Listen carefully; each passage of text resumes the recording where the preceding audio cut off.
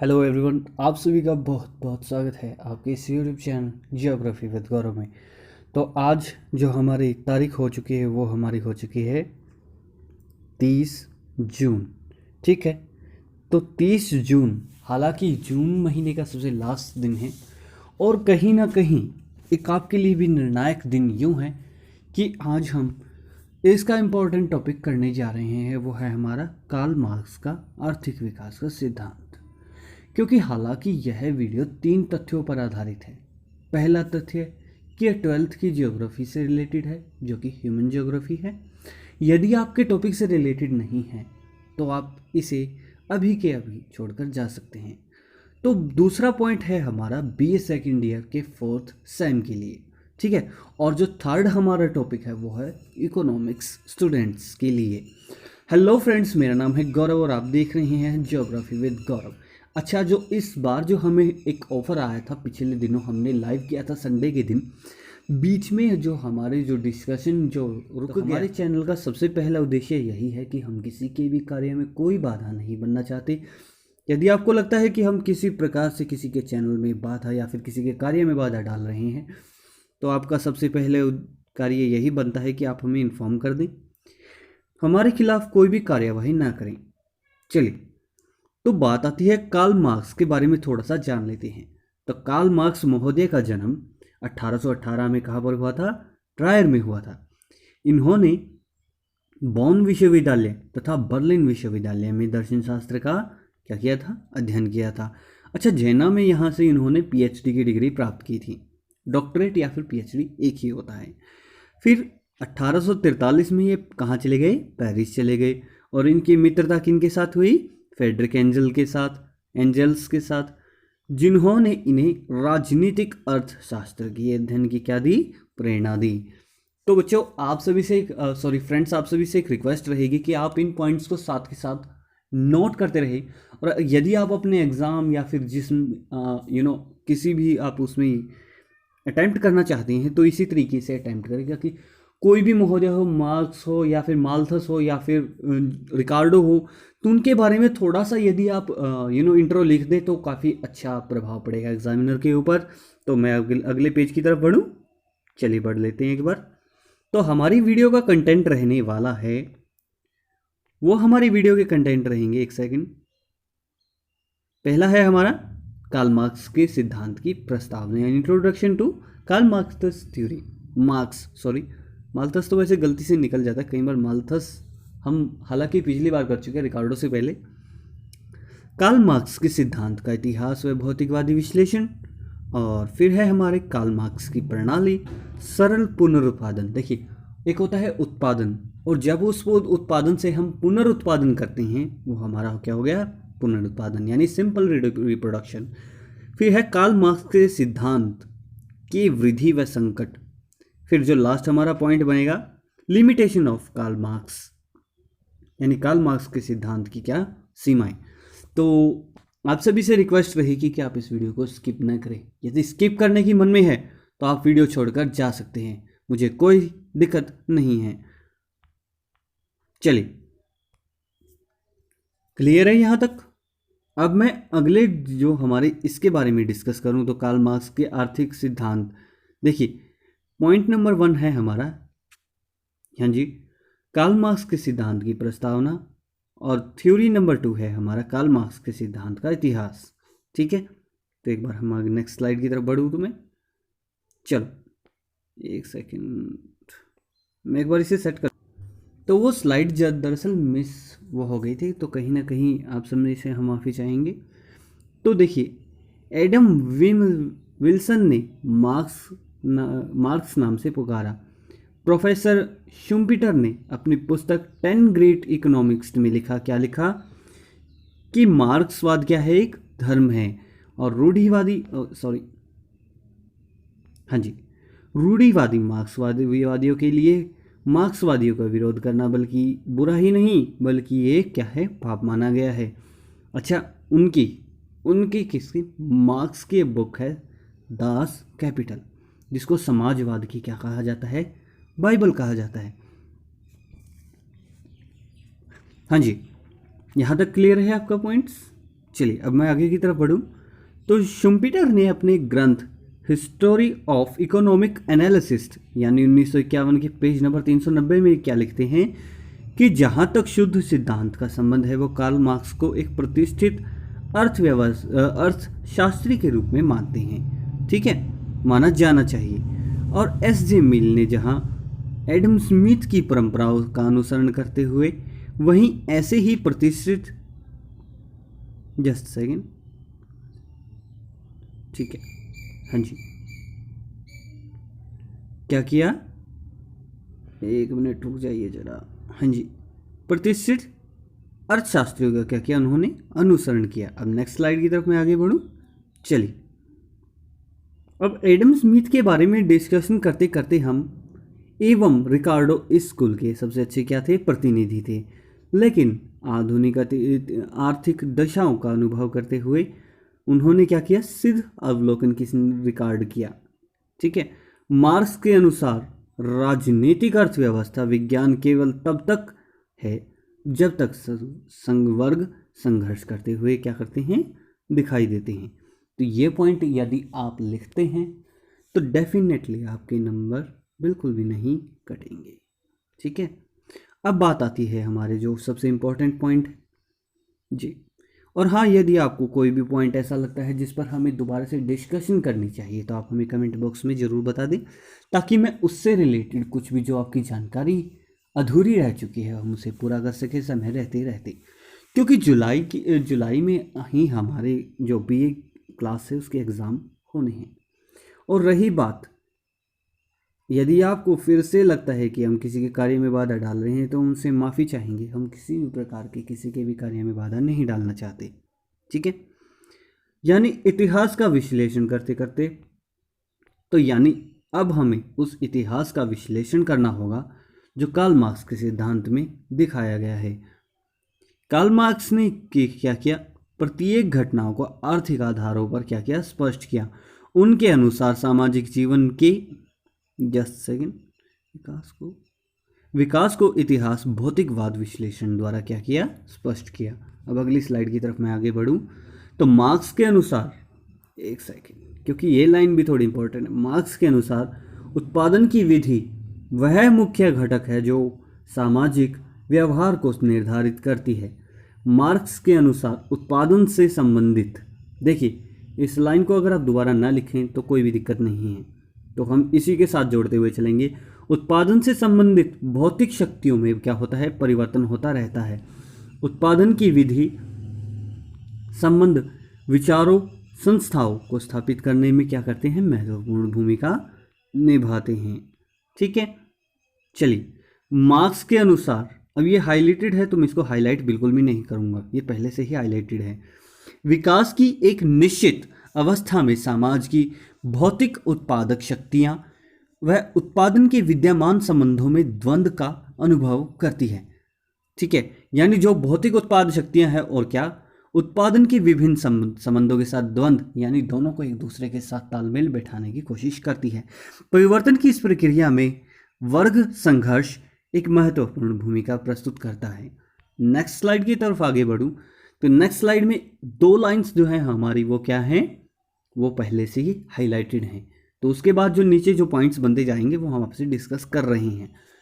तो जो भी व्यूवर्स इस समय देख रहे हैं आप इस वीडियो को साथ के साथ क्या कर दें, शेयर कर दें, ठीक है।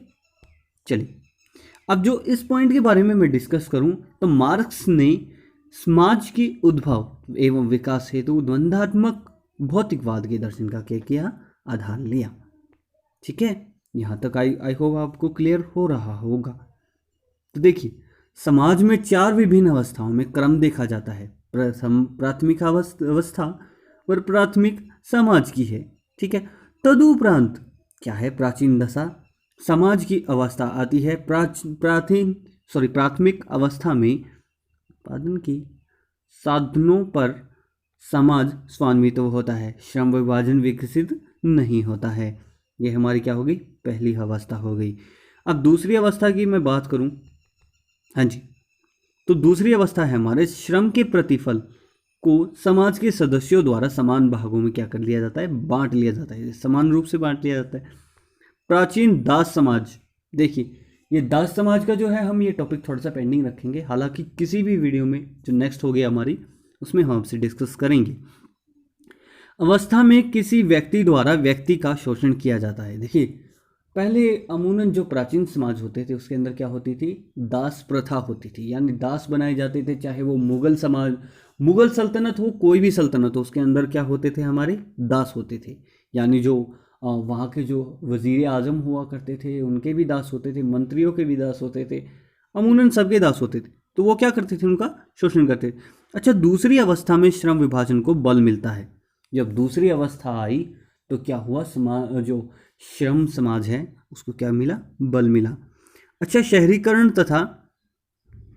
शहरीकरण हुआ उस समय, व्यापार तथा वाणिज्य की क्रियाएं बढ़ती हैं और उत्पादन की शक्तियों को विकसित होने पर सामंतशाही के रूप में क्या होता है, उत्पादन एवं व्यापार विकसित होने लगता है। सामंतशाही शक्तियां अर्थव्यवस्था की उत्पादन शक्ति में क्या करती हैं, वृद्धि हेतु एक अवरोध का अनुभव कराती हैं। देखिए, सामंतशाही शक्तियाँ, इन्हें मैं आसान तरीके से समझाऊं तो पूंजीवाद जो शक्तियाँ होती हैं वो क्या करती हैं, जो उत्पादक वृद्धि जो होती है उसमें क्या करती है, एक हर्डल क्रिएट करती हैं। अवरोध मतलब हर्डल, ठीक है। उन्हें उन शक्तियों का ऐसा फील होता है कि कहीं ना कहीं उत्पादक जो हमारी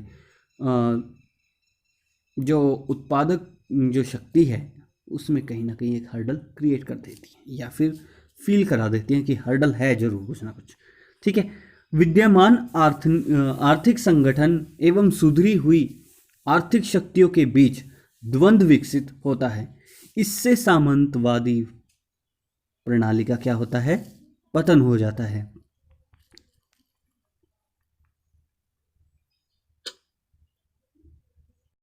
तथा एक बुजुर्ग सामाजिक प्रणाली स्थापित होती है। स्वतंत्र प्रतिस्पर्धा एवं समान अधिकार उत्पादन के पूंजीवाद तरीकों में क्या होते हैं, तरीके विकसित होते हैं।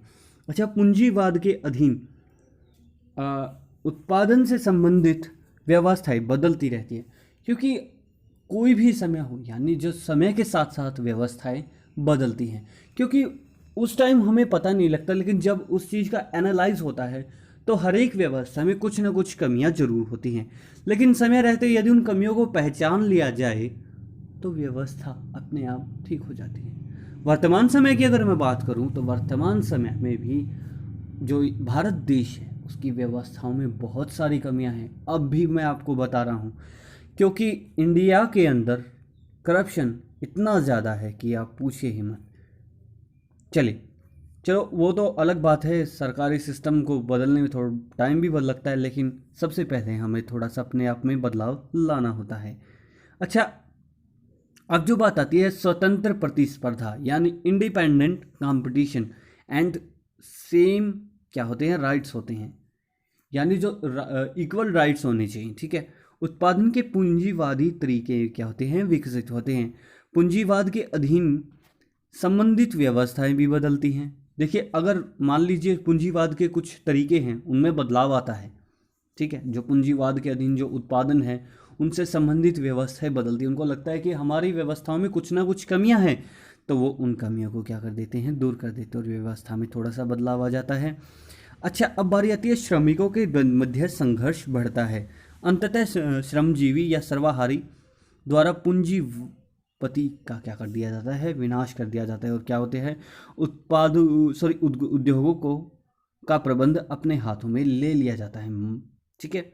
नेक्स्ट स्लाइड की तरफ आगे बढ़ूं तो मार्क्स की प्रणाली और सरल उत्पादन पुनरुत्पादन। देखिए, ये भी पॉइंट थोड़ा सा इंपॉर्टेंट रहेगा।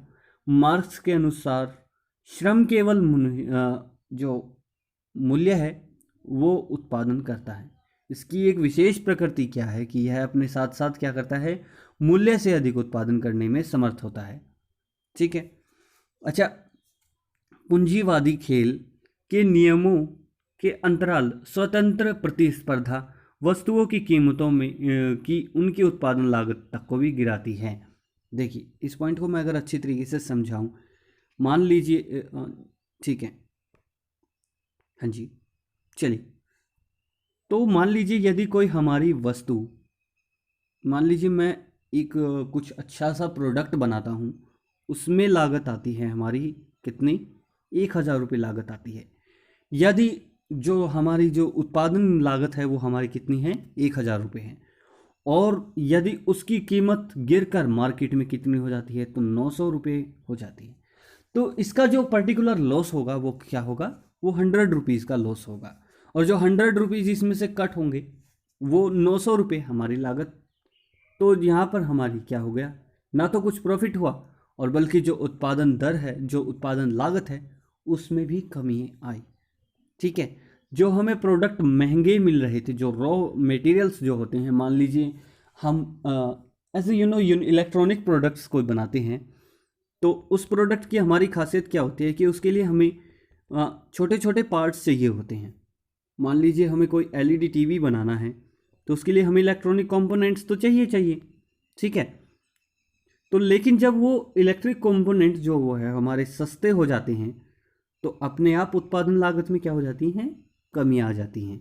ठीक है, मान लीजिए मुझे रॉ मटेरियल्स 1,000 रुपीज़ के पड़ते हैं, और उसकी जो मार्केट वैल्यू है वो लगभग 1,200 है। जो मैं थोक भाव की बात करूं, तो 200 रुपये में ये कमी आई, और ये 200 रुपये मुझे बच गए, और अब ये 200 मैं लेबर को दे दूं, तो कहीं ना कहीं एक हमारा जो वर्क जो स्पीड है वो भी अच्छी होगी, और लेबर भी खुश, और मार्केट प्राइस भी हमें सही मिल जाता है। ठीक है, अब नेक्स्ट स्लाइड की तरफ आगे बढ़ूं, तो पूंजीवादी खेल के नियमों के अंतर्गत स्वतंत्र बाजार प्रतिस्पर्धा वस्तुओं की कीमत में इसकी लागत तक को भी गिरा देती है। ठीक है, ये पॉइंट हमने रिसेंटली डिस्कस किया। अच्छा, इससे क्या होता है, जो वस्तुएं हैं श्रम मूल्य पर विनिमय की जाती हैं। ठीक है, जिनका निर्धारण उत्पादित करने में आवश्यक श्रम समय के अनुसार होता है। देखिए, इस पॉइंट को मैं अच्छे तरीके से समझाऊं यदि आपको, तो मान लीजिए कोई प्रोडक्ट हमारा 8 घंटे के अंदर तैयार होता है, और वही प्रोडक्ट हमारा 4 घंटे के अंदर तैयार हो, तो टाइम तो सेविंग हो गई। तो यदि कोई हमें एक दिन में मान लीजिए 10 प्रोडक्ट तैयार कर दिए, लेकिन जब बात आती है उस पर्टिकुलर टाइम के बारे में, यानी 4 घंटे हो गए, तो वो ज़्यादा से ज़्यादा प्रोडक्ट बिल्टअप होने लग जाए, तो वो क्या होगा, उससे क्या होगा, हमारा समय भी बचेगा। अच्छा, श्रम मूल्य पर एक सेकेंड, चलिए, हाँ जी। ओ, अच्छा, जो इस बार जो सबसे अच्छी बात यह है, पूंजीवादी समाज में मानवीय श्रम को भी एक वस्तु के रूप में देखा जाता है, क्योंकि इसका क्या होता है, क्रय विक्रय होता है। ठीक है, क्योंकि इसके भी सौदेबाजी होती है। मान लीजिए कोई लेबर है, वो 850 रुपये में काम करती है, लेकिन दूसरे ग्रुप के पास जाऊँ तो वो हमारा वही काम 650 रुपये में कर देती है। तो ये किस तरीके से दरों में गिरावट आती है वो आप देख सकते हैं। हालांकि इनके जो ये वैल्यू जो है वो केवल सॉरी एज ए एग्जाम्पल है, हालांकि इसके मार्केट रेट्स अलग हो सकते हैं। ठीक है, चलिए, वस्तु शक्ति, जिसे मार्क्स ने श्रम शक्ति कहा है, ठीक है, कि विनिमय अवश्य ही श्रम मूल्य पर होना चाहिए। ठीक है, श्रम शक्ति, श्रम का वह मूल्य श्रम समय है जिसकी आवश्यकताओं की वस्तुओं के उत्पादन हेतु होती हैं। अच्छा, जब मान लीजिए हमें कोई प्रोडक्ट तैयार करना हो, तो उसके लिए हमें किसकी श्रम शक्ति की जरूरत पड़ेगी। यदि हमारे पास श्रम शक्ति ही ना हो, तो उसका उत्पादन नहीं हो सकता है। हालांकि मैं आज के एग्जाम्पल के तौर पर लेकर चलूँ, तो उत्तर भारत के अंदर क्या हुआ है, आजकल धान लगाने का कार्य जोरों शोरों पर है, लेकिन धान लगाने के लिए भी हमें क्या, प्रवासी मजदूरों की ज़रूरत पड़ती है, क्योंकि ये क्या होते हैं, सस्ते श्रम के रूप में हमें उपलब्ध होते हैं। हालांकि स्थानीय मजदूरों की बात करें तो वो इनके मूल्यों से भी बहुत ज़्यादा अधिक लेते हैं। चलिए, हालांकि हाँ जी, इसके द्वारा एक सेकंड, ये हमारे टूल कई बार भाग जाते हैं और इससे परेशानी का सबब बन जाते हैं। अच्छा, इसके द्वारा श्रमिकों को जीवन निर्वाह प्रदान किया जाता है। अब समझिए ये बात, यानी जब लेबर्स के पास पैसा जाएगा तो वो क्या करते हैं, वो अपना गुजर बसर करते हैं। श्रम के द्वारा उत्पादित श्रम के द्वारा उत्पादित, यहाँ से नोट्स जो हैं वो, एक सेकेंड,